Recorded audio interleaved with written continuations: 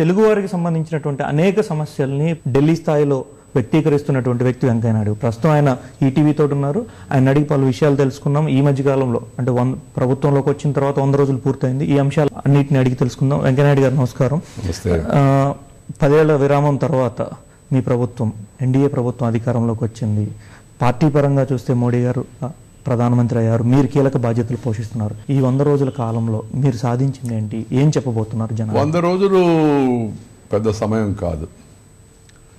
100 రోజులు ప్రాధాన్యతలు నిర్ణయించుకునేందుకు, ప్రణాళికలు రూపొందించుకునేందుకు, భవిష్యత్తు దర్శనం ఏమిటనే విషయం పైన స్పష్టమైన అవగాహన కలిగేందుకు ఉపయోగించుకోవాలి, ప్రణాళికలు తయారు చేసుకోవాలని ప్రధానమంత్రి గారు చెప్పారు. ఆ పని ప్రభుత్వం అన్ని రంగాల్లో కూడా ఆ పని చేపట్టింది. అన్నిటికన్నా ముఖ్యమైనది, ఈ ప్రభుత్వం వచ్చిన తర్వాత ప్రభుత్వం పనిచేయడం మొదలుపెట్టింది అని పెద్ద విశేషంగా చెప్పాలంటే అది ప్రధానమంత్రి నాయకత్వాన్ని ఇస్తున్నాడు దేశానికి.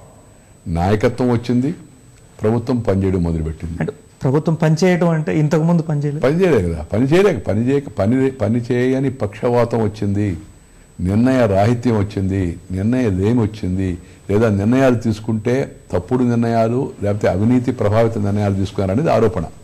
ఇవాళ ప్రభుత్వం పనిచేస్తుంది, వేగంగా పనిచేస్తుంది, ప్రభుత్వ యంత్రాంగం కదులుతూ ఉంది, మంత్రులు చురుగ్గా పనిచేస్తున్నారు, ప్రధానమంత్రి గారు అత్యంత వేగంగా ముందుకెళ్తున్నాడు. వారు ఒక నినాదాన్ని ఇచ్చారు, ఏమనంటే స్కిల్, స్కేల్, స్పీడ్ అని. నైపుణ్యాన్ని చూపించాలా, స్కేల్ పెద్ద ఎత్తున చేయాలా, 3 వేగంగా చేయాలని. ఇవాళ ప్రభుత్వ యంత్రాంగం అంతా, ప్రభుత్వ కార్యాలయాల్లో పారిశుభ్రత దగ్గర నుంచి, సమయపాలన దగ్గర నుంచి, ఫైళ్లు క్లియర్ చేయడం దగ్గర నుంచి స్పష్టంగా మనకు అన్ని విషయాల్లో తేడా కనపడుతుంది. రెండవది, విధానపరమైన నిర్ణయాలు తీసుకునే విషయంలో ప్రభుత్వం ఒడివడిగా అడుగులేస్తుంది. 100 రోజుల్లో 100 ముందడుగులు ప్రభుత్వం వేసిందని నేను భావిస్తూ ఉన్నాను. ప్రపంచంలో భారతదేశం ఒక ప్రముఖ పాత్ర నిర్వర్తిస్తుంది. దానికి ముందు పొరుగు దేశాలను కూడగట్టుకొని వాళ్ళని సర్దుబాటు చేసుకొని ముందుకెళ్తుందనే ఒక సంకేతం ఇవాళ వెళ్ళింది. రెండవది, నిర్ణయాలు. ఇందాక నేను చెప్పాను, ఒడివడిగా నిర్ణయాలు జరుగుతూ ఉన్నాయి. మీ ఉదాహరణకి ఈ జనధన యోజన, బ్యాంకు ఖాతా ప్రారంభించాలి. చిన్నదిగా అనిపించవచ్చు, 68% మందికి దేశంలో బ్యాంకు ఖాతాలు లేవు. ప్రధానమంత్రి ఒక పదాన్ని ఉపయోగించాడు.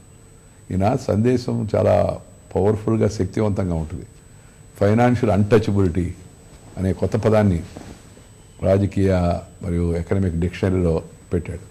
ఇప్పుడు ఇంతకాలం పాటు 68 ఏళ్ళు అయితే స్వతంత్రం వచ్చి 68% మందికి బ్యాంక్ అంటే ఏందో తెలవదని. సో వాళ్ళ కోసమని 24 రోజులు అయితే 4 కోట్ల మంది బ్యాంక్ ఖాతా ప్రారంభించారు. చిన్న విషయం కాదు. అంటే 7 కోట్ల మందికి టార్గెట్ ఏదో పెట్టుకున్నారు. 7 కోట్ల మందికి సంవత్సరం లోపల, 7 కోట్ల మందికి సంవత్సరం లోపల బ్యాంక్ ఖాతాలు ప్రారంభించాలి. అది లక్ష్యం. ఆ లక్ష్యాన్ని నిర్దేశించినప్పుడు ప్రధానమంత్రి మేమందరం చెప్పాం, అంత సులభం కాదు, దీనికి సమయం పడుతుందని. ఎందుకు పడుతుంది అనుకుంటే జరుగుతుంది చూడండి అన్నాడు. ప్రధానమంత్రి గారు చెప్పిన దిశలో నడుస్తుంది. ఈ మధ్యలో ఆయన సమీక్షిస్తూ వారం కిందట సంవత్సరం దాకా సమయం ఇవ్వను, జనవరి 26 అంతా దీన్ని పూర్తి చేయాలని చెప్పాడు, రేపు జనవరి 26కి. సో పైన కానీ చిత్తశుద్ధి ఉంటే, ఇంగ్లీష్లో ఒక సామెత ఉంది, where there is a will there is a way. నాయకుడు చురుగ్గా ఉంటే కింద యంత్రాంగం నడుస్తుందని అది స్పష్టంగా తెలిసిపోయింది. రెండవది, పాకిస్తాన్. చిన్న విషయం, విదేశాంగ వ్యవహారాల విషయంలో పాకిస్తాను విదేశాంగ మంత్రితో చర్చలు జరపాల్సిన తరుణంలో ఇక్కడికి వచ్చి హురియత్, కాశ్మీర్ భారతదేశంలో అంతర్భాగం కాదని వాదించే వర్గంతో చర్చ జరపడం కోసం పాకిస్తాన్ ప్రయత్నించింది. 4 గంటలకు సమావేశం, 3 గంటలకు పాకిస్తాన్తో చర్చలు రద్దు చేసింది భారత ప్రభుత్వం. అంటే అంత గట్టి నిర్ణయం, ఒక సంకేతం వెళ్ళింది. పాకిస్తాన్తో స్నేహం కావాలా, పాకిస్తాన్ అధ్యక్షుడు కూడా పిలిచాం, మనం ప్రధానమంత్రిని పిలిచాం, ఆయన వచ్చాడు ప్రమాణ స్వీకారానికి. కానీ తర్వాత విషయానికి వచ్చేసరికి దేశ ప్రయోజనాల విషయంలో గట్టిగా వ్యవహరిస్తుంది. ఈ సంకేతం వెళ్ళింది. ద్రవ్యోల్బణం, ఇన్ఫ్లేషన్, ధరల సూచిక, టోకు ధరల సూచిక 3.7%, 5 సంవత్సరాల్లో తక్కువకి చేరుకుంది. అది చిన్న విషయం కాదు. మూడవది, రూపాయి విలువ పెరుగుతూ ఉంది. అన్నిటికన్నా ఇవాళ దేశంలో పెట్టుబడులు పెట్టే వాళ్ళకి, ఇన్వెస్టర్స్ అంటాం, వాళ్ళకి విశ్వాసం వచ్చింది. మన పెట్టుబడి పెట్టవచ్చు, మనకేం ఇబ్బంది లేదని అనుకూలమైన వాతావరణం ఏర్పడింది బిజినెస్కి. ఈ దేశంలో ఉండేటి యొక్క చట్టాల్లో అనవసరమైన చట్టాలు అవుతున్నాయో వాటిని తొలగించే కార్యక్రమం వేగవంతంగా జరుగుతుంది. లేబర్ సంస్కరణలు పార్లమెంట్లో బిల్లు పెట్టున్నాము. అనవసరమైన చట్టాలు అంటే ఏ రకమైన చట్టాలు అనుకోవచ్చు? కొన్ని రిడెండెంట్ అసలు వాటికి అర్థం పర్థం లేదు. బ్రిటిష్ వాళ్ళ హయాంలో వచ్చినప్పటి నుంచి వచ్చిన ఆ మైండ్ సెట్తో వచ్చిన చట్టాలు అవుతున్నాయో అవి అనవసరమైన నిబంధనలు అవుతున్నాయో వాటిని తొలగించాల్సి ఉంది. సంస్కరణలు వేగవంతం చేయాల్సి ఉంది. ఈ సంస్కరణలు వేగవంతం చేసే కార్యక్రమం కూడా మొదలైంది, మీరు చూస్తున్నారు. తర్వాత ఆ క్వశ్చన్ చెప్తాను. ఈ న్యాయ వ్యవస్థలో కొలీజియం సిస్టమ్ ద్వారా అది విజయవంతంగా జరగలేదు, మార్పు చేయాలని గత 24 సంవత్సరాలుగా దేశం చర్చిస్తుంది. 24 సంవత్సరాలుగా పార్లమెంటరీ స్టాండింగ్ కమిటీ చర్చించింది. గత 5 ప్రభుత్వాలు చర్చించాయి. కానీ ఈ ప్రభుత్వం వచ్చిన 3 నెలల లోపల ఈ న్యాయ వ్యవస్థలో జడ్జిల యొక్క నియామకం పైన చర్చించి ఉభయ సభల్లో చర్చ జరిపి ఏకగ్రీవంగా ఈ బిల్లును ఆమోదింపజేయడం అవుతుందో అది చిన్న విషయం కాదు. ఇక్కడ ఒక విషయాన్ని మనం గుర్తించాలా. ఈ ప్రభుత్వానికి లభించిన వారసత్వం ఏంటి? ప్రజలందరూ అర్థం చేసుకోవాల్సి ఉంది. ఈ ప్రభుత్వానికి కాంగ్రెస్ నుంచి లభించిన వారసత్వం ఏంటి? ధరల పెరుగుదల, అవినీతి, అశాంతి, అభద్రత, అనిర్ణాయక స్థితి, ఆర్థిక సంక్షోభం, అన్ని రకాలుగా మనకి ఆ పరిస్థితి సంక్రమించింది. ఈ సంక్రమించిన పరిస్థితిని అధిగమించడం కోసం అని చెప్పని కొన్ని సంస్కరణలు తీసుకుంటాం. ఈ పెట్టుబడి ఉపసంహరణ కూడా దాంట్లో ఒక భాగమే. ఆర్థిక వ్యవస్థను గాడిపై తెచ్చే ప్రయత్నం జరుగుతూ ఉంది. అంతేగాని నిన్నటిదాకా ఈ పనులు చేయని వాళ్ళు కాంగ్రెస్ వాళ్ళు మేము అది ఇవ్వలేదు ఇది ఇవ్వలేదు అని కోట్లు ఇవ్వరా ఇన్ని కోట్లు ఇవ్వలేదని మాట్లాడుతూ ఉన్నారు. నేనేమంటున్నానంటే వాళ్ళకి అంత సులభం అయితే మీరు ఎందుకు చేయలేదు? ఒకటి. రెండోది, 3 నెలల్లోనే అద్భుతాలు జరిగిపోతాయా? నేను మామూలుగా నవ్వుతూ చెప్తుంటాను. ఎప్పుడు పెళ్ళైన తర్వాత పిల్లలు పుట్టాలంటే 9 నెలలు పడుతుంది. ఆ సత్యం వాళ్ళకు కూడా తెలుసు. కాంగ్రెస్ వాళ్ళైనా బీజేపీ వాళ్ళైనా ఇంకెవరైనప్పటికి కూడా ఇది పట్టుదల ఎంత కోరిక మనసులో ఉన్నప్పటికి కూడా.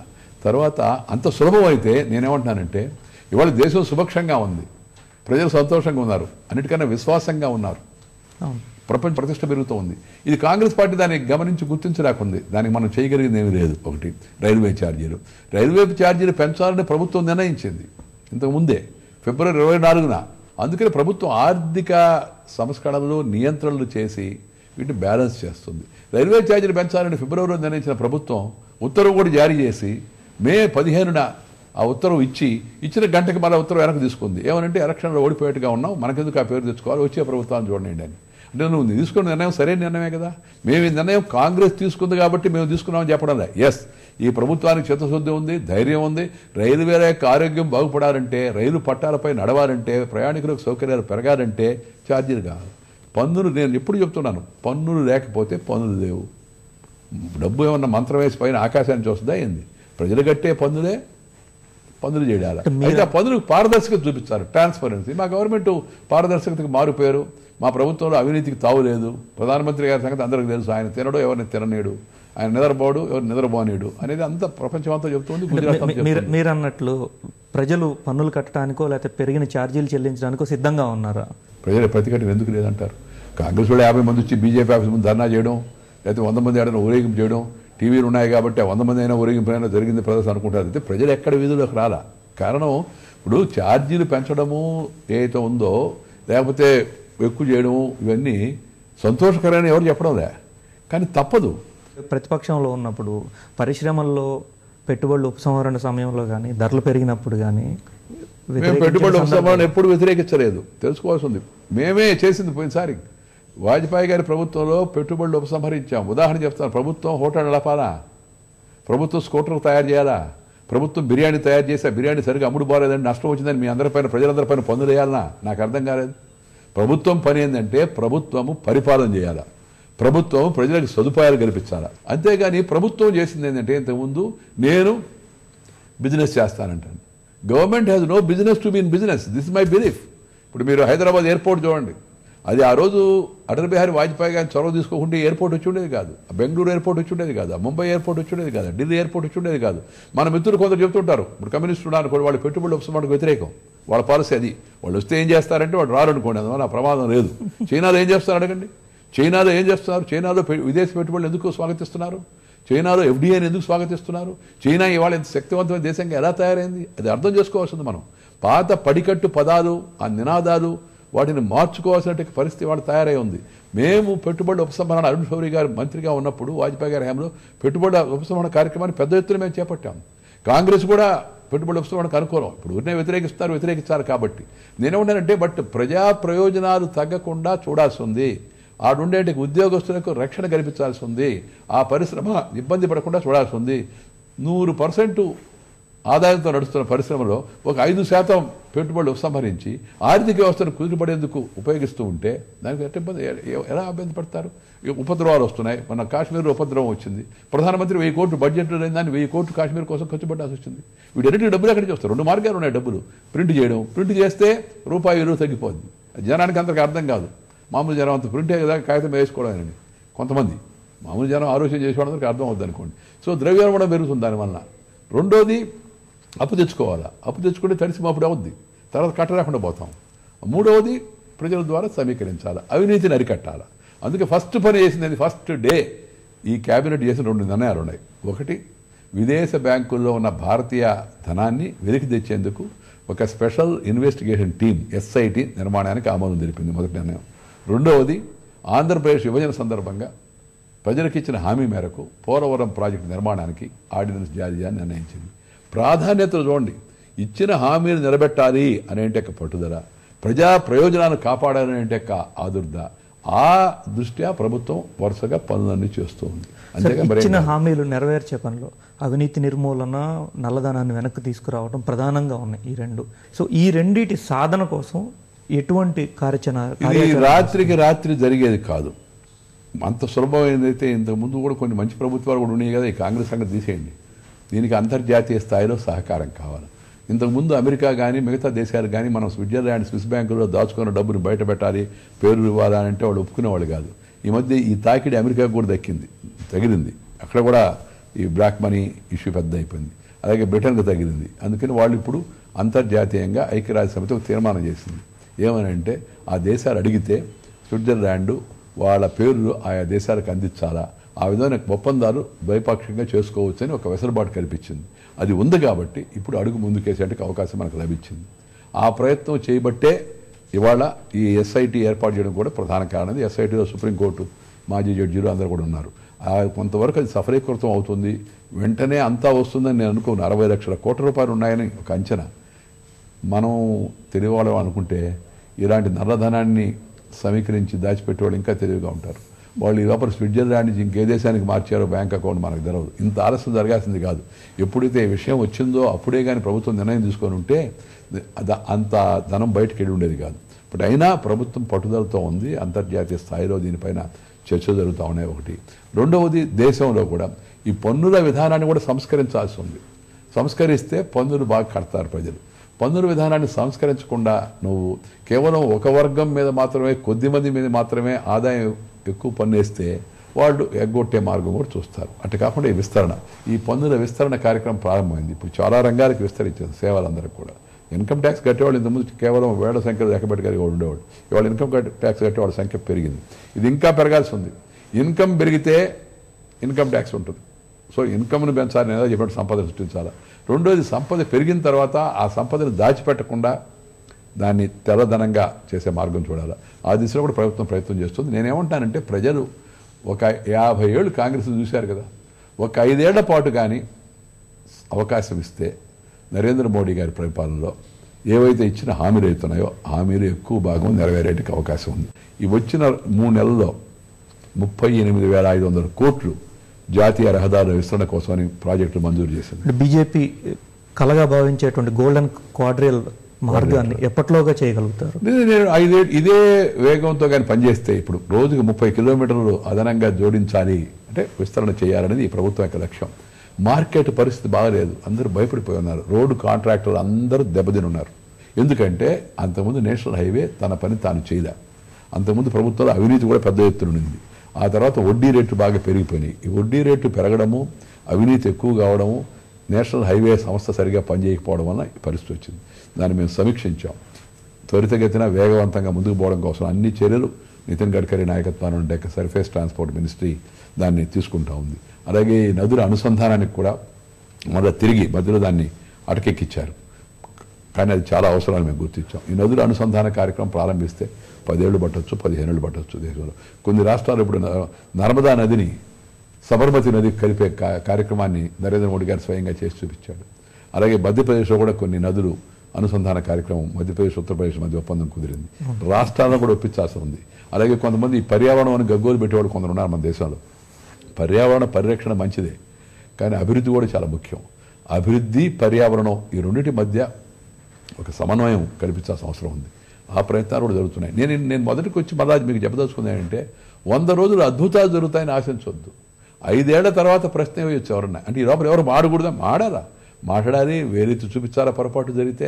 కానీ లేనిపోని తప్పుడు ఆరోపణ చేయడం, కాంగ్రెస్ పార్టీ మేము అధికారంలోకి వచ్చిన నెల రోజులు కాకముందే ధరలు పెరిగాయని గొడవ చేస్తుంది. ధరలనే ఆర్థిక విధానాల వల్ల పెరుగుతాయి. ఆర్థిక విధానాలు నిన్నటిదాకా నీయే ఉన్నాయి. ఒక ప్రభుత్వం యొక్క ఆర్థిక విధానం 1 ఇయర్ దాకా దాని ఎఫెక్ట్ ఉంటుంది నెక్స్ట్ ఇయర్. వాజ్పేయి గారి ప్రభుత్వం చేపట్టిన మంచి పనుల ఫలితం కాంగ్రెస్ పార్టీ యూపీఏ 1 5 ఏళ్ళు అనుభవించింది. ఆ ఫస్ట్ 5 ఏళ్ళలో ఏం చేయలేదు కాబట్టి తర్వాత 5 ఏళ్లలో దాని పరిణామాన్ని నా దేశం అంతా ఎదురు చూడాల్సిన పరిస్థితి వచ్చింది. నువ్వు నాటిన చెట్లు ఫలాలు కాసాయి, ఆ కాయలు కోసుకున్నారే కానీ చెట్లు పెంచరా వీళ్ళు, ఇది కాంగ్రెస్ వాళ్ళు. దాంతో వల్ల ఇప్పుడు ఇబ్బంది వచ్చింది. సో ఇలా ఒక్కొక్క విషయాన్ని ప్రభుత్వం ప్రతి ఒక్క దానిపైన ప్రతి మంత్రి కూడా they are working overtime. ఒక రకంగా చెప్పాలంటే అందరూ. ఇప్పుడు నేను నా సొంత అనుభవం చూస్తున్నాను. నాకు పని చేయడం అంటే మహా సరదా, పరిగెత్తడం అంటే ఇంకా సరదా. పరిగెత్తడం అంటే ఫిజికల్గా పరిగెత్తడం కాదు, పని విషయాలు వేగవంతంగా పనిచేయడం అంటే నాకే ఒత్తిడి ఎక్కువ ఉన్నట్టు అనిపిస్తా ఉంది. ఇప్పటి వరకు ప్రభుత్వానికి సంబంధించి మొత్తం మోడీ గారి నాయకత్వంలో జరుగుతున్న విధానాలు, 100 రోజుల పాలన వ్యవహారాలు ఇవన్నీ చూసాము. కానీ పర్టికులర్గా మీ శాఖకు సంబంధించి చూస్తే పట్టణాభివృద్ధి శాఖ ప్రస్తుతం ఉన్న మంత్రివర్గంలో కీలకమైనటువంటి బాధ్యతల్లో ఉన్నారు మీరు. సో దీనికి సంబంధించిన విషయంలో ఎటువంటి చర్యలు చేపట్టబోతున్నారు? మీరు ఫస్ట్ నుంచి చెప్తున్నారు 100 స్మార్ట్ సిటీలు నిర్మిస్తాము అని చెప్పి. దీనికి సంబంధించి ఎటువంటి కార్యాచరణ మీ దగ్గర ఉంది? నా విభాగానికి సంబంధించిన వరకు నా దగ్గర 3 విభాగాలు ఉన్నాయి. పార్లమెంటరీ వ్యవహారాలు, గృహ నిర్మాణం, వీటన్నిటిలో పట్టణాభివృద్ధి శాఖ కీలకంగా. పట్టణాభివృద్ధి మంత్రి అన్నిటిపైన కూడా దృష్టి పెట్టాలి కదా. ఈ ప్రభుత్వ హయాంలో 100 రోజుల్లో చెప్పుకోదగిన అంశాల్లో మొదటి 5-6 అంశాల్లో ఏదైనా ఉందంటే పార్లమెంట్ యొక్క పనితీరు. పార్లమెంట్ ఈ మధ్యకాలంలో పనిచేయకుండా ఉండింది. పార్లమెంట్ పనిచేసింది. మనం 104% లోక్సభ, 106% రాజ్యసభ పనిచేయడమే కాకుండా 13 బిల్లులు పాస్ అవడమే కాకుండా జ్యుడిషియల్ అపాయింట్మెంట్ బిల్లు ఏకగ్రీవంగా ఆమోదం మొదలమే కాకుండా 242 మంది ఎంపీలు చర్చల్లో పాల్గొన్నారని చెప్పని అన్ని నివేదికలు చెప్తున్నాయి. అది చాలా పాజిటివ్ అచీవ్మెంట్. ప్రతిపక్షం కూడా కొంతమేరకు సహకరించబట్టే అది సాధ్యమైంది. ఒకటి ప్రభుత్వం చిత్తశుద్ధితో ఉండింది. ఏదైనా ఒకటి గొడవ చేస్తే ఏది నీ గొడవ చెప్పు, వెంటనే దానికి సమాధానం చెప్పారు. పార్టీలను సమన్వయపరచుకోవడము, చర్చలకు అవకాశం ఇవ్వడము. పార్లమెంట్లో ఇంతకుముందు అడిగా రూల్ కోడ్ చేసేది, నోటీస్ ఇచ్చావు కదా చూస్తాం తర్వాత అని. ఈ ప్రభుత్వం అట్టు కాదు, నోటీస్ ఇచ్చావు కదా స్పీకర్ మీరు ఒప్పుకుంటే ఇప్పుడే సమాధానం. అలా చాలా వరకు ఆయా సమస్యలకు సమాధానం కనుక్కునే ప్రక్రియ. రెండోది అన్ని పార్టీలు విశ్వాసంలో తీసుకోవడం. మూడవది ఈ కమిటీ 30 సంవత్సరాల విరామం తర్వాత అన్ని కమిటీలు ఏకగ్రీవంగా ఎన్నికయ్యాయి మొన్న. కారణం దాని వెనక చాలా హోంవర్క్ జరిగిందనే విషయాన్ని కూడా మనం గుర్తుపెట్టుకోవాలి. అంత సులభంగా అది అందరినీ కన్విన్స్ చేయడం అవుతుందో అంత సులభం కాదు. అది అనుభవిస్తే తెలుస్తుంది. ఏదో గొప్ప జరిగిపోయింది నేను అన్నాం. ఇంతకుముందు మొదట్లో పార్లమెంట్ చాలా సజావుగా జరిగేది, తర్వాత కొంత దాంట్లో పరిస్థితి క్షీణించింది ఒకటి. రెండవది పట్టణాభివృద్ధి శాఖలో అన్నిటికన్నా ముఖ్యంగా ఏంటంటే ఫైళ్లు కదలిక నత్తనడక నడుస్తుంది, అవినీతి ఉంటుంది ఇక్కడ అనేది బయట జనరల్గా సర్వత్రా అవసరమైంది. పట్టణాభివృద్ధి అంటే మీకు తెలుసు, వెల్త్ అంతా టౌన్లో ఉంటుంది. ఎక్కడ వెల్త్ ఉంటుంది అక్కడ కరప్షన్ ఉంటుంది అనేది ఒక ఇది మామూలు. సో ఉద్యోగస్తులు సకాలంలో వచ్చేట్టుగా చూడడం. ఇవాళ బయోమెట్రిక్ విధానం 99% అటెండెన్స్. తర్వాత ఫైల్, ఏ ఒక్క ఫైల్ కూడా 5 రోజులకైనా పెండింగ్లో ఉండకూడదు. త్వరితగతిన నిర్ణయాలు జరుగుతూ ఉన్నాయి. మూడవది రాష్ట్రాలను విశ్వాసంలోకి తీసుకోవడం. ఈ మన కేంద్ర ప్రభుత్వం ఇది, కేంద్రము రాష్ట్రము అలాగే పట్టణ పురపాలక వ్యవస్థ, ఈ 3 కలిసి పనిచేయాలి మన ఫెడరల్ వ్యవస్థలో. సో అందుకని చేసిన పని ఏంటంటే మొట్టమొదటిగా ఒక రకంగా చెప్పాలంటే అది అచీవ్మెంట్ అనుకుంటున్నాను నేనైతే. అన్ని రాష్ట్రాల యొక్క మంత్రులను పిలిచి నెల రోజుల లోపలే ప్రభుత్వం యొక్క విధానాలను వివరించి సంస్కరణలు ప్రవేశపెట్టాలా, దీన్ని సమూలంగా ప్రక్షాళన చేయాల్సిన అవసరం ఉంది, సంస్కరణ చేయాల్సిన అవసరం ఉంది పురపాలనలో. లేకపోతే పురపాలన పడకేస్తుందని నేను అనుకుంటున్నాను వాస్తవంగా చెప్పాలంటే. స్వీపింగ్ స్టేట్మెంట్ నేను అనుకోవచ్చు, కానీ వాస్తవం ఆవేదనతో చెప్తూ ఉన్నాను మీకు. అనేక మున్సిపాలిటీలో పనులు జరగడం ఇవాళ. ప్రాపర్ వాటర్ లేదు, ప్రాపర్ డ్రైనేజ్ లేదు, ప్రాపర్ సివరేజ్ లేదు. మామూలుగా కొన్ని దగ్గరలో అయితే ఇప్పుడు విజయవాడే ఉదాహరణకి మనం తెలుగులో మాడుకుంటున్నాం కాబట్టి విజయవాడ పట్టణంలో 2 నెలలు 3 నెలలు జీతాలు లేవు. ప్రతిష్టాత్మకమైన పట్టణం, కాబోయే రాజధాని ఆ చుట్టుపక్కల అదే రాజధాని అవుతుందని చెప్పి అనుకుంటున్నాము. 3 జీతాలు లేని పరిస్థితి వచ్చింది. ఇంకా జీతాలు లేకపోతే ఇంకా అభివృద్ధి సంగతి ఎక్కడ ఉంది చెప్పండి మీరు. ఎందుకు 2002 నుంచి పన్నులు కూడా వేయలే. 2002 నుంచి పన్నులు సవరించలేదు. 2002 ఎక్కడ, 2014లో ఉన్నాం మనం పన్నులు వేస్తే మనం అన్పాపులర్ అయిపోతాం ఎందుకు అనుకోవడం వలన ఉన్న నాయకులు వాళ్ళ టైం గడుపుకొని పోయారు.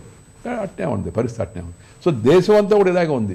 మున్సిపాలిటీ వాళ్ళేమో మంత్రికి అర్జీ ఇస్తున్నారు మాకు నిధులు కావాలి సార్. మంత్రి ఏమో ముఖ్యమంత్రి గారిని కోరుతున్నాడు మాకు నిధులు కావాలని. ముఖ్యమంత్రి గారేమో కేంద్ర మంత్రిని కోరుతున్నాడు. కేంద్ర మంత్రి ప్రధానమంత్రిని కోరు, ఆర్థిక మంత్రిని ప్రధానమంత్రిని కోరడం. ప్రధానమంత్రి ఏం చేయాలా? ప్రపంచ బ్యాంకుని కోరాలా? ఎంతకాలం ఇలా జరుగుతుంది? కేంద్రం తప్పనిసరిగా విధులిస్తుంది, దాంతోపాటు స్థానికంగా కూడా వనరులు సమీకరించాలా. ఆ విధంగా ఆలోచన విధానంలో మార్పు రావాలా. అందుకని గివ్ అండ్ టేక్ అన్నట్టుగా కొంత ఒక ఇన్సెంటివ్ అండ్ డిస్ఇన్సెంటివ్. నువ్వు ఈ పని చేస్తే నీకు ప్రోత్సాహం ఉంటుంది, నువ్వు ఈ పని చేయకపోతే నీకు కొంత నిధులు ఆపుదల చేస్తావు. నేను ఇన్సెంటివ్ అండ్ డిస్ఇన్సెంటివ్ అంటారు. ఆ విధానం మొదలుపెట్టి అది నేను ఏకపక్షంగా చేశాననుకోండి రియాక్షన్ ఉంటుంది.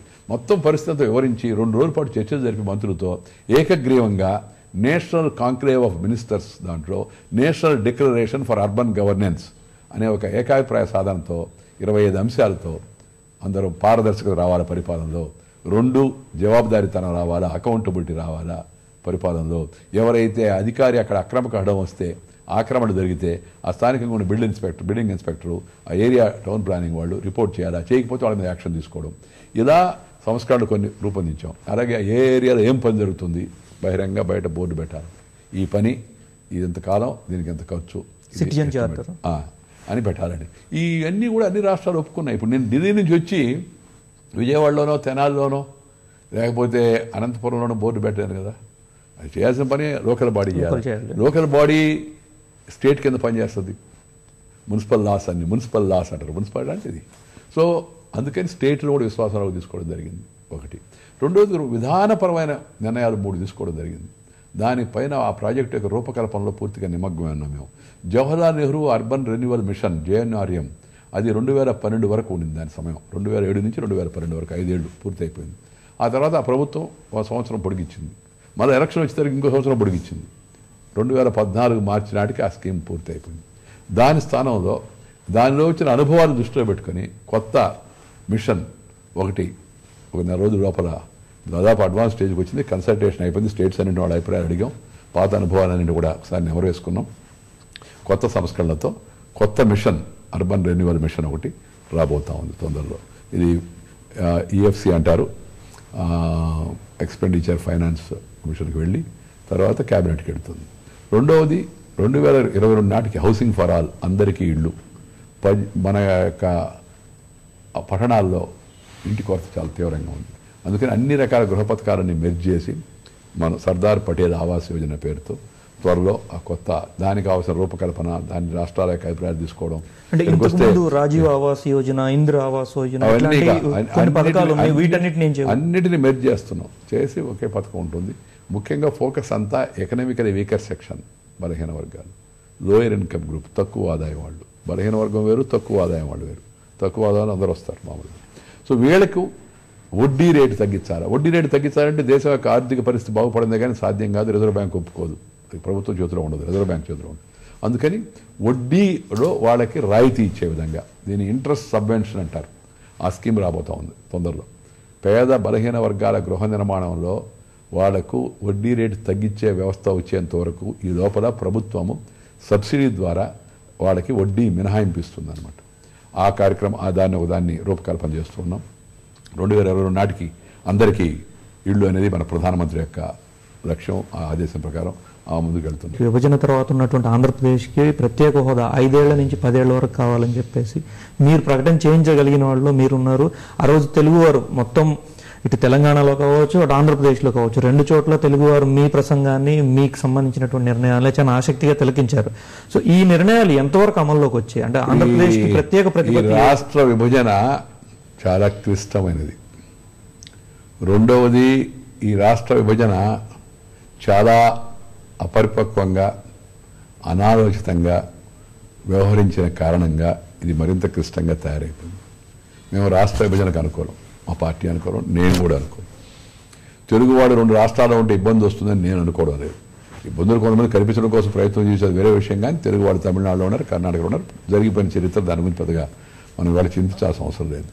కానీ ఒక 3 ఏళ్ళు 4 ఏళ్ల ముందు కొంత దీనికోసం కావాల్సిన కసరత్తు పూర్తి చేసి కొన్ని సంస్థలు కొన్ని వ్యవస్థలు ఆ ప్రాంతానికి కూడా కల్పించి రాజధాని గురించి ఒక స్పష్టత తీసుకొచ్చి ప్రజాభిప్రాయాన్ని సమీకరించి రాజధాని కూడా రాష్ట్ర విభజనతో పాటు ప్రకటించేసి దానికి కొంత సహకారం అందించి అలాగే ఇవాళ ఐఐటీలు త్రిబుల్ ఐటీలు లేకపోతే సెంట్రల్ యూనివర్సిటీలు లేకపోతే హార్టికల్చర్ యూనివర్సిటీలు లేకపోతే ఐటీఐఆర్లు లేకపోతే పోర్టులు లేకపోతే ఎయిర్పోర్ట్ అప్గ్రేడేషన్ అన్నీ మనం మాడుకున్నాం కదా.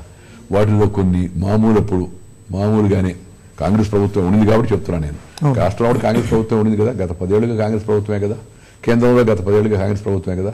కాంగ్రెస్ 2004లో కమిట్మెంట్ ఇచ్చింది కదా ప్రత్యేక రాష్ట్రం అనే విషయం. దాన్ని నేను తప్పు కూడా పడ్డాలేదు.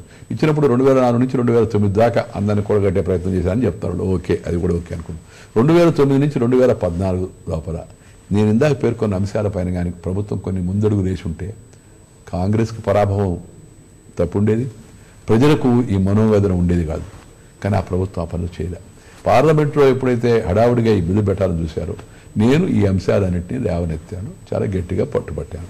దానికి కొంతమంది నన్ను తప్పుపట్టే ప్రయత్నం చేయొచ్చు, కానీ నా కర్తవ్యాన్ని నిర్వర్తించాను. నేను ఒక జాతీయ నాయకుడిగా, ఒక బాధ్యత కలిగిన రాజకీయ నాయకుడిగా నా కర్తవ్యాన్ని నేను నిర్వర్తించానని నాకు జీవితంలో సంతృప్తి నేను అనుకుంటున్నాను. ఎందుకంటే ఏదో ప్రాంతీయ భావంతో కాదు, ఒక తండ్రి అన్నదమ్ములు విడిపోతున్నప్పుడు ఇద్దరి యొక్క మనోభావాలను అర్థం చేసుకొని వీలైనంత వరకు న్యాయం చేసే ప్రయత్నం చేయాలి. ఇవాళ ఆ తండ్రి పాత్రను బాధ్యతగా కాంగ్రెస్ పార్టీ కేంద్ర ప్రభుత్వం వ్యవహరించారు. అందుకని నేను అంత పట్టుబట్టాల్సి వచ్చింది. ఒక రోజు ఆగింది, 2 రోజులు ఆగితేనే ఆ 2 రోజులు ఆగినందుకు తెలంగాణ ఆపేస్తున్నాడు వెంకయ్యనాయుడు గారని ఇక్కడ ప్రచారం చేశారు. చేసేవాళ్ళు చేస్తే తాత్కాలికంగా ఎమోషనల్ ఇష్యూ కాబట్టి ప్రజల్లో బాగా ఆవేశాలు ఉన్నాయి కాబట్టి దానికి ఒక నేపథ్యం కూడా ఉంది. అది ఆ రోజు రాత్రికి రాత్రి వచ్చిన సమస్య కాదు. గత 10 ఏళ్లుగా ఉద్యమాలు జరుగుతూ ఉండి సుమారు 1000 మందికి పైగా యువకులు ప్రాణాలు అర్పించిన నేపథ్యం ఉంది. అది గుర్తుపెట్టుకోవాలి. కొందరు అడుగుతున్నాను నన్ను, సరే సార్ మీరు డబ్బుడు ఆపి ఉండొచ్చు కదా అని, ఆపిచ్చి మీరు ఇవ్వచ్చు కదా అని.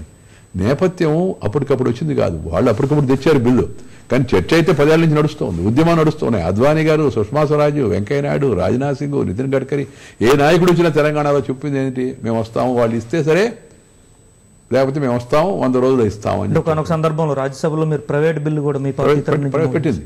అంటే ఒత్తిడి పెంచేదాన్ని, ప్రభుత్వం మీద ఒత్తిడి పెంచేదానికి. బట్ ఆ పని ఆ ప్రభుత్వం చేయలే. సో అందుకని నేను పట్టుబట్టి ఇవన్నీ కూడా ఈ వాటిలో ఏ ఒక్కటి తెలంగాణ ప్రజలకు నష్టం కలిగించే ప్రసక్తి లేదు. అసలు నేను ఒప్పుకోను. ఇంకోలేదు, తెలంగాణ ప్రజలు ఎవరు పాకిస్తాన్ వాళ్ళు, చైనా వాళ్ళు, బంగ్లాదేశ్ వాళ్ళు కాదుగా. ఆంధ్ర ప్రజలు కూడా అలాగే చైనా వాళ్ళు, పాకిస్తాన్ వాళ్ళు కాదుగా. వీళ్ళందరూ భారతీయులు, అందరూ తెలుగు వాళ్ళు, అది కూడా పైపించు, అందరూ సోదరులు.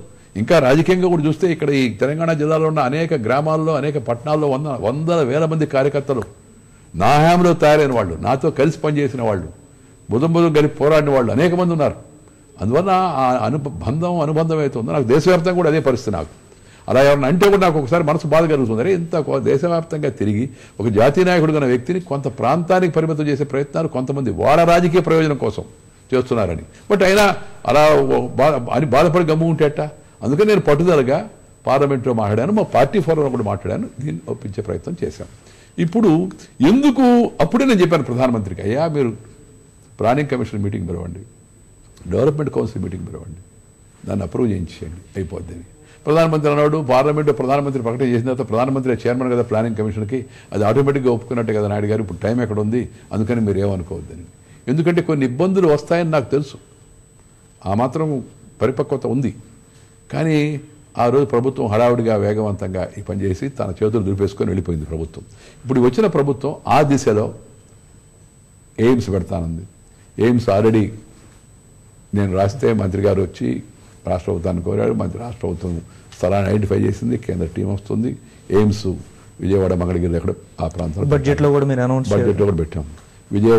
విజయవాడ, తెనాలి, అలాగే గుంటూరు మెట్రో రైలు, విశాఖపట్నం మెట్రో రైలు బడ్జెట్లో నా విభాగం నుంచి 10 కోట్లు, దీనికి 10 కోట్లు, దానికి 10 కోట్లు కూడా ఖర్చు పెట్టడం సులభం కాదు. డిపిఆర్ అంటారు, డీటెయిల్డ్ ప్రాజెక్ట్ రిపోర్ట్, దాన్ని తయారు కావాలి. అది ఆల్రెడీ మంజూరు చేయడం కూడా జరిగింది. దానికి ప్రభుత్వం కూడా ఒక ముందు అడిగి శ్రీధరన్ గారిని చేస్తుంది. అలాగే వ్యవసాయ విశ్వవిద్యాలయం, దాని విషయంలో కూడా ప్రభుత్వం ఒక నిర్ణయం తీసుకుంది. ఆంధ్రప్రదేశ్ వ్యవసాయ ప్రతి రైల్వే జోన్ ఆంధ్రప్రదేశ్కి ఒకటి ఏర్పాటు చేయాలా. విశాఖపట్నం, విజయవాడ, గుంటూరు, గుంతకల్లు ఈ డివిజన్ అన్ని కలుపుతూ ఒక రైల్వే జోన్ ఏర్పాటు చేయాలా. దానికోసం ఒక కమిటీ వేశారు. అక్టోబర్ 30 నాటికి కమిటీ రిపోర్ట్ ఇస్తుంది. ఆంధ్రప్రదేశ్ తప్పనిసరిగా రైల్వే జోన్ ఇవ్వాలా, ఇస్తాం కూడా, దాంట్లో సమస్య లేదు. ఎప్పటికప్పుడు నేను ప్రభుత్వానికి ఎక్కడున్న ప్రభుత్వ సహచరులందరికీ విషయాలన్నీ గుర్తు చేస్తూ ఉన్నాను. రాయలసీమ అలాగే ఉత్తరాంధ్ర ప్రాంతాల్లో పరిశ్రమలు పెట్టే వాళ్ళకి కొన్ని పన్నుల రాయితీ, ఎక్సైజ్ డ్యూటీ, కస్టమ్స్ డ్యూటీ ఇవ్వాల్సి ఉంది. దానిపైన కసరత్తు జరుగుతుంది. తొందరలో దాన్ని కూడా నోటిఫికేషన్ విడుదలవుతుంది. ఇకపోతే అంటే ప్రధానమైన సమస్య ఆరోపణ ఉంది ఏంటంటే బడ్జెట్ లో ప్రత్యేకమైనటువంటి ప్రతిపత్తి కానీ లేదా ఆర్థిక వెసులుబాటు కానీ ఈ ఉత్తరాంధ్ర కావచ్చు, ఇటు రాయలసీమ కావచ్చు, వీటికి అవకాశం కల్పించలేదు. ఆర్థిక వెసులుబాటు అనేది రాష్ట్ర ప్రభుత్వం ఇప్పుడు రాజధాని ఏర్పాటు చేసినప్పుడు, ఆ రాజధాని ఏర్పాటు చేసినప్పుడు సెక్రటేరియట్ కట్టుకోవాలా, రాజ్భవన్ కట్టుకోవాలా, లేకపోతే అసెంబ్లీ కట్టుకోవాలా, స్టాఫ్ క్వార్టర్స్ కట్టుకోవాలా, ఈ ప్రపోజల్స్ పంపిస్తే సెంటర్ ఆర్థిక మంత్రి స్పష్టంగా చంద్రబాబు నాయుడు గారికి చెప్పారు. దానికి కావాల్సిన సహకారం కేంద్రం అందిస్తుందని. అవసరమైతే రేపు నవంబర్లో జరగబోయే దాంట్లో రివైజ్డ్ బడ్జెట్ అంటారు, దాంట్లో పెడతాం. ఒక ఎస్టిమేట్ లేకుండా, ఒక ప్రతిపాదన లేకుండా ఇది కోర్టు అని కోర్టు అని అంటే జరగదు. బడ్జెట్ అంటే అంకెలతో కూడుకున్న విషయం. అది స్పెసిఫిక్గా ఉండాలి, అంచనాలు, అంకెలు. రెండవది, ఈ వెసులుబాటు ఫైనాన్స్ కమిషన్కి రెఫర్ చేస్తుంది. మొదటి సంవత్సరం లోటును కేంద్రం భరిస్తుంది. ఆ తర్వాత ఆంధ్రప్రదేశ్కి వచ్చే రెవెన్యూ లోటుని ఫైనాన్స్ కమిషన్ రెఫర్ చేస్తారు. ఫైనాన్స్ కమిషన్కి ఈ విషయాన్ని ఆడిని రెఫర్ చేస్తుంది. ఫైనాన్స్ కమిషన్తో మాట్లాడాము, నేను కూడా మాట్లాడాను స్వయంగా వైవిరెడ్డి గారితో. న్యాయం జరిగేట్టుగా చూడండి, రెవెన్యూ లోటు అనేది లేకుండా చూడండి అని. ఆ రెవెన్యూ లోటు తీరిపోయిన తర్వాత ఏం చేయాలా, ఇంకా అభివృద్ధికి వేరే కార్యక్రమాలు, అది వేరే విషయం అనుకోండి. అలాగే కామర్స్ మినిస్ట్రీ కూడా ఈ నోటిఫికేషన్ విషయంలో కసరత్తు చేస్తుంది. బడ్జెట్ అనేది ప్రభుత్వం వచ్చిన 2 నెలల్లో వచ్చింది బడ్జెట్. ఈ లోపల ఈ కసరత్తులన్నీ పూర్తి చేసి బడ్జెట్ దాన్ని తేవాలంటే అది సులభమైన విషయం కాదు, ఒకటి. రెండవది, ఇవాళ ఈ ప్రత్యేక ప్రతిపత్తి విషయం. ఈ ప్రత్యేక ప్రతిపత్తి విషయంలో కొంత క్లిష్టమైన పరిస్థితి. ఎందుకంటే ప్రత్యేక పరిస్థితి ఒక ఇది మాత్రమే, దాని ద్వారానే రాష్ట్రాన్ని కాదు. నేను ఇందాక చెప్పినట్టుగా మీకు కాకినాడలో మన ఈ విశాఖపట్నం నుంచి చెన్నై వరకు గ్రోత్ కారిడారు, లేకపోతే పోర్ట్స్ ఎక్స్పాన్షను, ఎయిర్పోర్ట్ ఎక్స్పాన్షను, ఐఐటీలు, IIITలు, సెంట్రల్ యూనివర్సిటీలు, ఎయిమ్స్, ఇవన్నీ కూడా ఎప్పుడైతే మంజూరు అవుతున్నాయి, వరుసగా అవుతున్నాయి. మీకు రెండుకి ఆయా విభాగాలకి బడ్జెట్ డబ్బులు ఉన్నాయి. ఒక ప్రపోజల్ తయారు కావాలి, ప్రభుత్వం ఎట్ట పనిచేస్తే మనం తెలుసుకోవాలి. అనౌన్స్మెంట్ చేయడం కాదు. ఒకే బడ్జెట్లో మొత్తం అన్ని అనౌన్స్ చేసి ఉన్నారనుకోండి, దాని పరిణామం వేరేగా ఉండేది. మీకు అర్థం కాదు. బడ్జెట్ అంతా ఆంధ్రప్రదేశ్ బడ్జెట్ తయారై ఉండేది జనం దృష్టిలో. అందుకని ఏ విభాగాలు, ఇప్పుడు మీకు మెట్రో విజయవాడ, గుంటూరు, తిరుపతి, విజయవాడ, గుంటూరు, తెనాలి, అలాగే విశాఖపట్నం మెట్రో బడ్జెట్ ప్రసంగంలో లేదు, కానీ బడ్జెట్లో ఉంది. సో వీటికి 10 కోట్లు ఇచ్చాను నేను, ఎందుకంటే నేను మంత్రిగా ఉన్నాను కదా. అందుకని హైదరాబాద్ మెట్రో వస్తుంది. సో విజయవాడ క్యాపిటల్ అయ్యేటువంటి దానికి మెట్రో రావాలా, విశాఖపట్నం కూడా హైదరాబాద్ తర్వాత ఇంపార్టెంట్ సిటీ, దానికి మెట్రో రావాలా. అందుకని సో మనం అర్థం చేసుకోవాల్సిన విషయం ఏదైతుందో ఇది. రెండోది, నేను ఎంత చెప్పినట్టు ఈ ప్రత్యేక ప్రతిపత్తి విషయంలో రాష్ట్రాలు ఆ రోజు పార్లమెంట్లో ఈ అష్యూరెన్స్ ఇచ్చేటప్పుడే బీహారు, ఒరిస్సా, తర్వాత అక్కడి నుంచి పశ్చిమ బెంగాల్, తర్వాత అక్కడి నుంచి తమిళనాడు, తర్వాత మిగతా రాష్ట్రాలు అందరూ ఆందోళన చేశారు. ఆందోళన చేస్తారని నాకు తెలుసు. అందుకని నేను చెప్పాను, దీన్ని కానీ ఆ బిల్లుతో ఆయన ముందే కానీ ఆ పని కానీ చేసి ఉంటే ఈ పరిస్థితి వచ్చేది కాదు. ఇప్పుడు వాళ్ళని కూడా you have to take them on board. ప్రణాళికా సంఘం తర్వాత రేపు నేషనల్ డెవలప్మెంట్ కౌన్సిల్ యొక్క ఆమోదాన్ని పొందేదానికోసం ప్రయత్నం చేయాలి. అందుకే మీరు నేను ముఖ్యమంత్రి గారు ప్రకటన కూడా గమనించుంటారు, చంద్రబాబు నాయుడు గారు అన్ని రాజకీయ పార్టీలు సహకరించాలి దీనికని కూడా చెప్పాడు అనుకుంటున్నాను. ఇక్కడ ఇంకొక విషయం, ప్రణాళికా సంఘం ఒప్పుకోవట్లేదు అనేది కూడా ఒకటి వస్తుంది. ఇంకా ప్రణాళిక సంఘమే ఇప్పుడు అనిశ్చితిలో వచ్చింది. ప్రణాళిక సంఘం ఒప్పుకోబోయే ప్రసక్తి లేదు. ప్రధానమంత్రి ప్రకటన చేసిన ప్రణాళిక సంఘం ఒప్పుకోవాల్సిందే. అయితే ప్రణాళిక సంఘం ఒప్పుకోవడం వేరు, జాతీయ డెవలప్మెంట్ అభివృద్ధి మండలి ఒప్పుకోవడం వేరు. అభివృద్ధి మండలి అందరూ ముఖ్యమంత్రులు ఉంటారు. ఇవాళ దేశంలో ఎలా ఉందంటే, అరే వాడు కొద్ది బలహీనుడు, వాడికి సహాయం చేయాలా అనే దాన్ని ఎవరు అంగీకరించడానికి సిద్ధం లేదు. నేను కూడా బలహీనుడినే, వాడికి ఇచ్చేది నాకెందుకు ఇవ్వు. కాంపిటేటివ్ పాలిటిక్స్ అయిపోయినాయి ఇప్పుడు దేశంలో. మనం ఫ్రాంక్గా చెప్పుకోవాలంటే కాంపిటేటివ్ పాలిటిక్స్ అయిపోయినాయి ఇప్పుడు. అలాగే ఏ విషయాన్ని పరిష్కరించడానికి ఎవరు సిద్ధంగా లేరు. బెల్గాం ఎన్ని సంవత్సరాలు నడుస్తూ ఉంది, బెల్గాం వివాదం మహారాష్ట్ర కర్ణాటక మధ్య. కృష్ణా జిల్లాల వివాదం ఎన్ని సంవత్సరాలు నడుస్తూ ఉంది మామూలుగా. ఇది పరిస్థితి వాళ్ళ వాస్తవ రాజకీయ పరిస్థితి. దీనికి ఒకరిని పలానా వాళ్ళు బాధ్యులు నేను మీ ఇంటర్వ్యూలో ఎవరిని విమర్శించదలుచుకోలేదు. So that is the reality. So దాన్ని దృష్టిలో పెట్టుకొని, బట్ ఒక నేపథ్యం ఉంది ఇక్కడ. ఏంటంటే మొత్తం పరిశ్రమలన్నీ హైదరాబాద్లో కేంద్రీకృతమై ఉన్నాయి. అది వరుసగా వచ్చిన ప్రభుత్వాలన్నీ కలిసి చేసినవే. ఇక్కడ ఆ ప్రాంతం వాళ్ళ ఈ ప్రాంతం వాళ్ళని కాదు, మొత్తం మీద అయితే హైదరాబాద్ డెవలప్ అయింది కదా. రెవెన్యూ కూడా సర్ప్లస్ ఉంది కదా. నిన్న కేసీఆర్ కూడా ఒక మాట చెప్పారు, అది మనం అంగీకరించాల్సిన విషయం. సంపద హైదరాబాద్లో కేంద్రీకృతమై ఉంది, రెవెన్యూ ఎక్కువ మిగులుతూ ఉంది. కానీ మిగతా 8 జిల్లాలు, తెలంగాణ జిల్లాలు మనం చూస్తే అక్కడే ఒరిగింది ఏమీ లేదు, అవి వెనకబడి ఉన్నాయి. సో హైదరాబాద్లో వచ్చిన సర్ప్లస్ అవుతుంది. దీన్ని కొంతవరకు ఉపయోగించుకొని తెలంగాణ అభివృద్ధి చేయాలా? కొంత కేంద్రం కూడా ఏదన్నా ఫైనాన్స్ కమిషన్ కూడా వీళ్ళకి కొంత అదనపు సహకారం అందించాల్సిన అవసరం ఉంది, తెలంగాణ జిల్లాల యొక్క వెనుకబడితనాన్ని కూడా దృష్టిలో పెట్టుకొని. బట్ అక్కడ ప్రత్యేక పరిస్థితి ఏంటంటే అక్కడ ప్రజలు అసలు ప్రత్యేక రాష్ట్రం కోరుకోరా, వాళ్ళు వ్యతిరేకించారు. ఏది ఆంధ్ర ప్రజలు మాకు వద్దు, ఎందుకంటే కలిసి ఉన్నాం కదా 8 సంవత్సరాలు కూడా, ఇప్పుడు ఎందుకు విడిపోవాలని. ఇక్కడ ప్రజలేమో మాకు ప్రత్యేక రాష్ట్రం కావాలని కోరారు. వీళ్ళ కోరిక నెరవేరింది. వాళ్ళ కోరిక ఇంకోటి ఉండే, హైదరాబాద్ ఉండాలని. అది న్యాయమైన కోరిక. హైదరాబాద్ కేంద్ర పాలిత ప్రాంతం వరకు కొంతమంది అన్నారు. దానివల్ల ఆంధ్రకు ప్రయోజనం లేదు, తెలంగాణకు ప్రయోజనం లేదు. అదేదో వైకేరియస్ సాటిస్ఫాక్షన్ అంటారు. నాకేం రాకపోయినా అవతలకి 2 కళ్ళు బయట చూడమని చెప్పాట. అందుకని నేను ఆ విషయంలో నేను చాలా గట్టిగా ఉన్నాను. కొంతమంది బాధపడ్డారని కూడా తెలుసు నాకు, ఆ ప్రాంతం వాళ్ళు. వెంకయ్యనాయుడు గారు ఒప్పేసుకున్నారు, లేకపోతే యూనియన్ టెరిటరీ అయిపోయి ఉండేది. నా ఒక్కడి మీద ఆధారపడిన దేశం నేను అనుకోను. బట్ అయినా నా అభిప్రాయం స్పష్టం, హైదరాబాద్ లేని తెలంగాణను మనం ఊహించుకోలేము. అందుకని వాడికి ప్రత్యేక స్టేటస్ ఇమ్మన్నాం, హోదా. ఇచ్చినప్పుడు ఈ ప్రత్యేక నేపథ్యాన్ని మిగతా వాళ్ళు కూడా నచ్చజెప్పే ప్రయత్నం చేయాలి. ఆ ప్రయత్నం జరుగుతూ ఉంది. ఇది రాత్రికి రాత్రి జరిగే పని కాదు. అదొకటి. నేను ఇందాక చెప్పినట్టు మిగతా సౌకర్యాలను ఏర్పడుతున్నప్పుడు ఇది 4 రోజులు ఆలస్యంగా జరిగినా పెద్ద మునిగిపోయేదేం లేదు. ముందు జరగాల్సినవన్నీ కూడా. దీనికి ప్రాధాన్యత లేదని నేను అన్నాం, ఉంది. బట్ దానివల్ల చాలా మందికి అర్థం కావడం స్పెషల్ స్టేటస్ అనగానే అన్నీ అయిపోతాయని అదే ఉండదు. కొంత వెసులుబాటు ఉంటుంది. 90% గ్రాంట్ అవుతుంది, 10% లోన్ అవుతుంది. అదొక్కటే అడిషనల్ ఫెసిలిటీ స్పెషల్ స్టేటస్ అంటే. కానీ మిగతా అన్నీ చాలా ఉన్నాయి, ఇవి చాలా ఉన్నాయి. అవన్నీ ఇప్పుడు బకింగ్హామ్ కెనాల్ ఇన్లాండ్ వాటర్ వేకెన్ చేసామనుకోండి, అద్భుతం. మీకు ఎంత ట్రాన్స్పోర్ట్ ఖర్చు, ఎంత ఫ్యూయల్ ఖర్చు తగ్గిపోతుందో చెప్పలేము. అది ప్లాన్లో తీసుకుంటున్నాం. అది తీసుకునే ప్రయత్నం చేస్తున్నాం. అలాగే పోర్టులు, ఈ పోర్టులన్నీ కానీ డెవలప్ అయినాయి అంటే అసలు మొత్తం ముఖ చిత్రమే మారిపోద్ది. ఆంధ్రప్రదేశ్ యొక్క ముఖ చిత్రమే మారిపోద్ది. వాటికి కేంద్రం సహాయం కావాలా, రాష్ట్రం సహాయం కావాలా. ఈ మొదట్లో కొంత ఇబ్బంది ఉంది నాకు. చూస్తుంటే ఒకసారి విచారం కలుగుతుంది పరిస్థితి చూస్తే. అక్కడ ప్రభుత్వానికి అక్కడ కూర్చోడానికి ప్లేస్ లేదు, అధికారులు అనిశ్చిత పరిస్థితిలో ఉన్నారు, ఈ ఉద్యోగస్తుల పంపిణీ కూడా ఇంకా పూర్తి కాలేదు. చాలామంది అనుకుంటారు ఫైల్ బిల్ చేసి పిఎం సంతకం పెట్టడం కదా, అంత సులభమా? లీగల్ ఇంప్లికేషన్స్ చూడాలా, ప్రాక్టికల్ ఇలాంటి దానికన్నిటి కూడా. కానీ రాష్ట్రం ఎప్పుడు విడిపోవాలనుకున్నప్పుడు 1-2 సంవత్సరాల నుంచి ఎక్సైజ్ మొదలుపెట్టి ఉండొచ్చు, తప్పేం లేదు. నా మటుకు నేను కేంద్రంలో మంత్రిగా ఉన్నప్పుడు ఒకటి, దేశంలో ఏ ప్రాంతం నుంచి ఏ సమస్య వచ్చినా నా చొరవ ఉంటుంది. రెండోది, తెలుగు ప్రజలకు ఏ ఇబ్బంది వచ్చినా దాన్ని కొంతవరకు నా శక్తి ఉపయోగించి పరిష్కరించాలి. తెలంగాణలో రావచ్చు, ఆంధ్రప్రదేశ్లో కూడా రావచ్చు. ఆంధ్రప్రదేశ్కి అన్యాయం జరిగింది కాబట్టి ప్రత్యేక శ్రద్ధ కూడా చూపించాల్సిన అవసరం ఉంది. ఢిల్లీకి ధీటుగా రాజధాని నిర్మాణం ఉంటుంది అని చెప్పి మోడీ గారు కూడా ఒకనొక సందర్భంలో చెప్పడం, అంటే ఈ వేలోనే మీ కృషి కూడా ఉండబోతుంది. నేనేమన్నానంటే ఆయన సరిగ్గా ఆ పదం ఉపయోగించాడని నేను అనుకోవడం లేదు. సింగపూర్ తరాలు ఉంటుంది, ఢిల్లీ తరది, హైదరాబాద్ తరదనేది అంతకంటే ఉన్నతంగా ఉంటుందని నా అభిప్రాయం ప్రకారం అలాంటి ఆలోచన చేయాల్సిన అవసరం లేదు. పరిపాలనా సౌలభ్యం, చక్కని వసతులు, ఆ ప్రాంతానికి సరిపడే అవసరాలు తీర్చేదానికి కావాల్సిన వసతులు, వాటిని ఎలాంటి కొరత లేకుండా మంచి ప్రణాళిక తయారు చేసుకొని, మంచి ఆర్కిటెక్ట్స్ని పెట్టుకొని, మంచి వాతావరణాన్ని సమకూర్చుకునే రాజధాని కావాలా.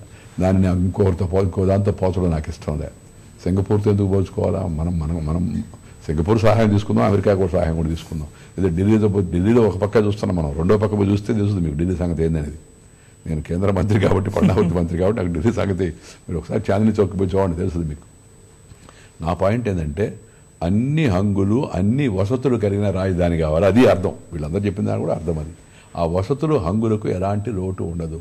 But you cannot expect Hyderabad to be created in Vijayawada and Guntur. You cannot expect Delhi to be created in Vijayawada and Guntur. ఇంకొక పరిస్థితి మీరు అర్థం చేసుకోవాలి. ఈ విభజన నేపథ్యంలో ప్రజలలో ఆలోచనలో మార్పు వచ్చింది. ఏంటంటే మా సంగతి ఏంటి, మాకు అభివృద్ధిలో భాగం లేదా? మీరు కేంద్రీకృతమైనటువంటి అభివృద్ధి అంతా కేంద్రీకృతం చేసి ఒక్క దగ్గరే, మీకు ఉండే నిధులు లిమిటెడ్, పిండి కొద్దిగా రొట్టె, వచ్చిన డబ్బులంతా కేవలం రాజధాని నిర్మాణం కోసమే ఖర్చు పెట్టుకుంటామా?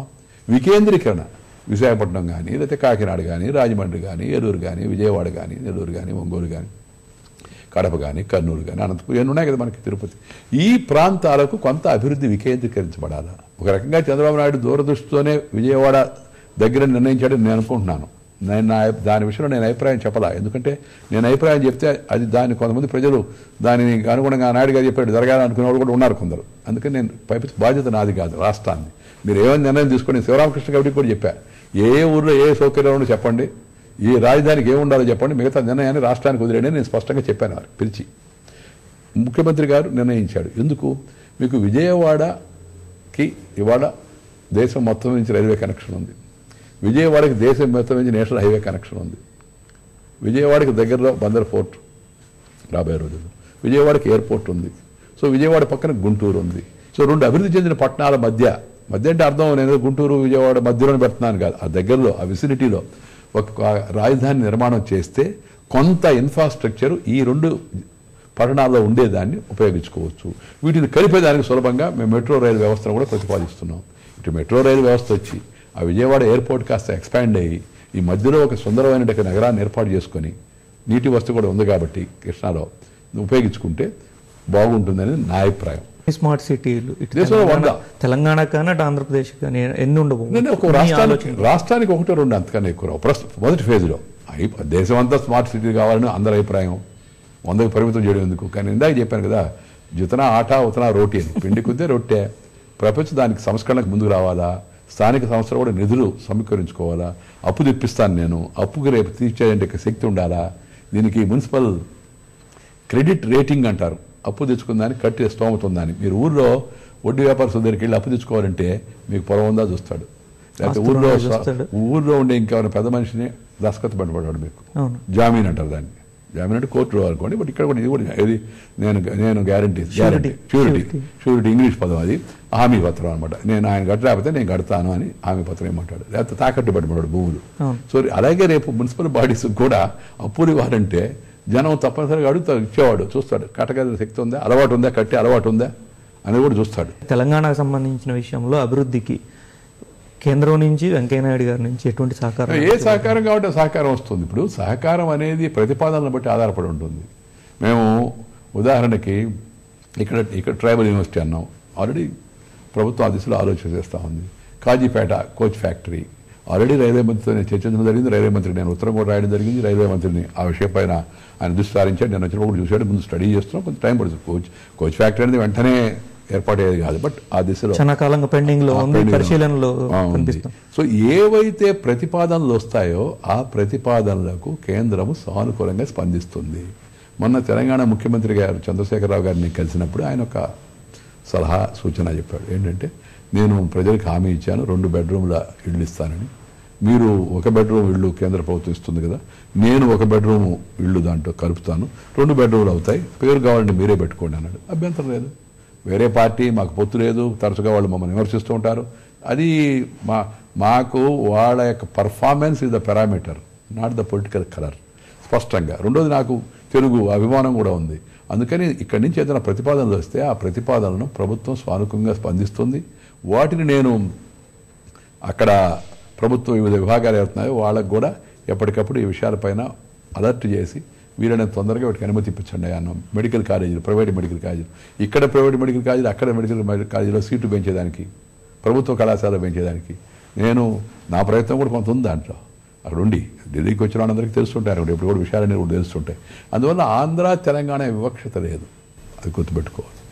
సార్, రీసెంట్గా హైదరాబాద్ మెట్రోకి సంబంధించి ఎల్ఎన్టీ వాళ్ళు కొన్ని ప్రతిపాదనలు పంపించారు. ఇది సో ఈ నేపథ్యంలో మెట్రో ప్రాజెక్టు పూర్తవడానికి కేంద్రం వైపు నుంచి మీరు ఏమైనా చొరవ చూపగలుగుతారా, లేదు దాన్ని పూర్తి చేసేందుకు ఎటువంటి అనవసరమైన విషయాల్లో జోక్యం చేసుకోకూడదు ఒకటి. సో రెండోది, వాళ్ళు కేంద్రం జోక్యం కోరితే చూస్తాం, లేదా పరిస్థితి చేజారిపోయేట్టుంటే అప్పుడు కేంద్రం కూడా VGF ఉంది, ఇంట్లో వైబిలిటీ గ్యాప్ ఫండింగ్ ఉంది, అందుకు కేంద్రం కూడా బాధ్యత కూడా కొంత ఉంది. తప్పనిసరిగా కేంద్రం జోక్యం చేసుకుంటుంది, తగిన విధంగా సహకారం అందిస్తుంది. అడ్డం వేసే ప్రయత్నం చేయదు, అడ్డంకులు తొలగించే ప్రయత్నంలో కేంద్రం తప్పనిసరిగా సహకారం చేస్తుంది. కానీ ముందు ఇప్పుడు పెద్ద సమస్య లేదు, మేము మాడుకుంటున్నాం, అనవసరంగా పత్రికలు వీటిని పెద్ద చేశాయని చెప్పని ప్రభుత్వం తరఫు నుంచి స్పష్టీకరణ ఇచ్చారు కదా, అది వాస్తవాన్ని విశ్వసిద్దాం, ముందుకెళ్దాం, చూద్దాం. పరిస్థితి చేజారిపోయి కేంద్రం జోక్యం చేసుకోవాల్సిన పరిస్థితి వస్తే ఇందా చెప్పినట్టుగా అడ్డాలు ఏమైనా ఉంటే వాటిని తొలగించేందుకు సహకరిస్తాం. తెలంగాణలో ప్రత్యేకంగా చెప్పుకోవాలంటే విద్యుత్ సమస్య అత్యంత ప్రధాన సమస్యగా ఉంది. ఈ విషయంలో కేంద్రం వైపు నుంచి ఎటువంటి సహకారం నేనేమంటానంటే అసలు ఆంధ్ర తెలంగాణ లేదా ఇంకొకటి ఎందుకు అనుకుంటారు, ఎక్కడ విద్యుత్ కొరత ఉన్నా వాళ్ళు పథకాలతో ముందుకు వస్తే ప్రభుత్వం వాళ్ళకి సహకరించడానికి సిద్ధంగా ఉంది. ఆంధ్రప్రదేశ్ ముందుకు వచ్చింది, విద్యుత్ మంత్రి వాళ్ళతో కూర్చొని మాట్లాడి ఆ సమస్యను పరిష్కరించాడు. తెలంగాణ ప్రభుత్వం కూడా ఈ ప్రభుత్వంలో ఉన్న వ్యక్తులు కేంద్రం దగ్గరికి వెళ్ళాలా. ఒక గుర్తుపెట్టుకోండి, అన్ని విషయాలు అందరికీ తెలుసు అనుకుంటే పొరపాటు అవుద్ది. మనం ఫీల్ అంతగా ఢిల్లీలో ఉన్నవాళ్ళు ఫీల్ గారు. నీ కాజీపేట ఎక్కడ ఉందనే సంగతి ఢిల్లీలో ఉన్నవాడికి ఎక్కడ తెలుస్తుంది ఆవిడ మంత్రులకి. వెంకయ్యనాయుడు అంటే ఆంధ్రప్రదేశ్లో ఉన్నాడు కాబట్టి కాజీపేట చూశాను నేను, ఇంకో కొత్తపేట కూడా చూశాను, కొత్తకోట కూడా చూశాను. కానీ ఆ ఢిల్లీలో ఉన్న వాళ్ళకి తర్వాత ఇక్కడ ఉన్న తీవ్రత ఎట్లా అర్థం అవుతుంది. అందుకని తెలంగాణ ప్రభుత్వ మంత్రులు కూడా తరచుగా కేంద్ర ప్రభుత్వ మంత్రులతో కలుస్తుండారా, అధికారులతో కలుస్తుండారా. నిన్న ఆర్థిక సంఘాన్ని కలిశారు, మంచిది. కలిసి వీడు చెప్పినన్ని ఆర్థిక సంఘం ఒప్పుకుంటుందా, చంద్రబాబు నాయుడు గోర్నేని కేంద్రం వేస్తుందా. కానీ పరిస్థితి యొక్క తీవ్రతను అర్థం చేయాలంటే తరచుగా కలుస్తూ ఉండాలి, కలిసి సమస్యలు చెప్తూ ఉండాలి. వీరిని బట్టి కేంద్రం చేస్తూ ఉంటుంది. విమర్శించుకోవడం, నిందించుకోవడం వల్ల వచ్చిన ప్రయోజనం ఏమీ లేదు. దానివల్ల రాజకీయంగా తాత్కాలికంగా 2 రోజులు పత్రికల్లో పతాక శీర్షికలు రావచ్చు, కానీ సాధించే ప్రయోజనం ఏమీ ఉండదని నా అభిప్రాయం. ప్రధానమంత్రి ఒక విషయం స్పష్టంగా చెప్పాడు, కోఆపరేటివ్ ఫెడరలిజం, మనందరం కలిసి పనిచేయాలా, we should all work as a team India, కలిసి టీమ్ ఇండియా లాగా పనిచేద్దాం అని స్పష్టంగా చెప్పాడు. రాజకీయ విషయాల ఎవరెవరు విమర్శలు వాడే వాళ్ళు చేసే పనులు నచ్చలేదు అనుకోండి, మేము తప్పనిసరిగా విమర్శిస్తాం. మేము చేసే పనులు నచ్చకపోతే వాళ్ళు విమర్శించవచ్చు. కానీ విమర్శించడం కోసం విమర్శించడం, దాంట్లో ప్రాంతీయ దురుద్దేశాలు అడ్డగట్టే ప్రయత్నం చేయడం దానివల్ల సాధించే ప్రయోజనం ఏమి ఉండదు. దయచేసి అర్థం చేసుకోవాల్సిన అవసరం ఉంది. అలాగే తెలంగాణ ముఖ్యమంత్రి, ఆంధ్రప్రదేశ్ ముఖ్యమంత్రి కలిసి కూర్చున్నారు, కొన్ని సమస్యలకు పరిష్కారం వచ్చింది కదా. ఇందాక ఒక అధికారి కలిశాడు నాకు, గవర్నర్ కూర్చోబెట్టాల్సిన పరిస్థితి ఏంది అసలు. గవర్నరు కేంద్ర ప్రభుత్వం తరఫున ఉన్నాడంటే దాదాపు ఒక అధికార ప్రతినిధి లాంటి వాడే. కానీ ముఖ్యమంత్రులు ఇద్దరు అనుభవం ఉన్నవాళ్ళు కదా, చీఫ్ సెక్రటరీలు ఇద్దరు ఉన్నారు. ఈ చీఫ్ సెక్రటరీలు ఇద్దరు కూడా పరస్పరం ఉండొచ్చుగా, మాట్లాడుకొని ఒక ప్రాతిపదిక తయారు చేసుకొని రాజకీయ నాయకత్వం దగ్గర పోయి ఏమండి ఇవి సమస్యలు ఇంతవరకు మేము పరిష్కరించుకోగలిగాం అధికారులంగా ఉండి. Chief secretary also is an important post. Chief secretary CEO ఒక రకంగా చెప్పాలండి. సో చీఫ్ సెక్రటరీ కూర్చొని ముందు ఆలోచించుకోబడి ఇవన్నీ ఇలాంటి పరిస్థితులు వస్తున్నాయని ఆలోచించుకొని ఒక ప్రాతిపదిక తయారు చేసి రాజకీయ నాయకత్వం దగ్గరికి వెళ్ళి ఏమంటే మేము ఇంతవరకు పరిష్కరించగలిగాం, ఈ మిగతా విషయాలు మీరు జోక్యం చేసుకొని చెప్తే అది ఒక ప్రోయాక్టివ్, ఒక పాజిటివ్, ఒక సానుకూల దృక్పథం, ఒక వాస్తవిక దృక్పథం అయితే ఉండాలా. విశాలమైన దృక్పథం కూడా ఉంటే రాష్ట్ర ప్రగతి వేగవంతంగా ముందుకెళ్తుందని నా అభిప్రాయం. ధన్యవాదాలండి. 100 రోజుల్లో 100 పాయింట్లతోటి అత్యద్భుతమైనటువంటి విషయాలు తీసుకురాకపోయినా ప్రజలకు, సామాన్య ప్రజలకు అర్థమయ్యే రీతిలో ప్రభుత్వాన్ని, పరిపాలన అందించగలుగుతున్నామని చెప్తున్నారు. Arun Kumar, ETV news, Hyderabad.